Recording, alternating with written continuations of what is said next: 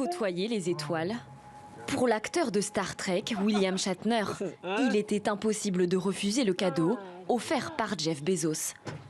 Un voyage, un luxe entre 200 000 et 800 000 euros qui dérange jusqu'aux plus fortunés de la planète. Certains des plus grands cerveaux de ce monde doivent essayer avant tout de réparer cette planète, pas essayer de trouver le prochain lieu où aller vivre. L'impact environnemental du tourisme spatial s'est imposé dans le débat public, mais quel est-il exactement ? À titre de comparatif, un vol complet de la fusée Falcon 9 de la compagnie SpaceX jusqu'à la station internationale émet l'équivalent en CO2 de 638 ans d'émissions d'une voiture, parcourant 15 000 km par an. En plus du CO2, les vols spatiaux produisent des suies qui, projetées dans la haute atmosphère, modifient le climat à l'échelle de la planète entière.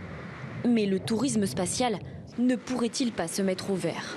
On voit cette activité de tourisme spatial, alors qui pour l'instant reste une activité de niche, qui à mon sens n'est pas appelée à devenir l'essentiel de l'activité spatiale. Mais on voit cette activité spatiale se développer, alors même qu'aujourd'hui les grandes compagnies aériennes, les grands constructeurs aéronautiques, évidemment, misent beaucoup sur des avions propres, sur de la motorisation non polluante, sur de la motorisation économique en énergie. Et donc il y a un contraste fort, c'est vrai, aujourd'hui, qui est là. Et on verrait mal en réalité une activité de tourisme spatial s'inscrire un petit peu à rebours de cela.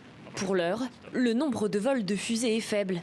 114 tentatives de lancements orbitaux ont eu lieu dans le monde sur l'année 2020 d'après la NASA, contre 100 000 vols quotidiens de l'industrie du transport aérien.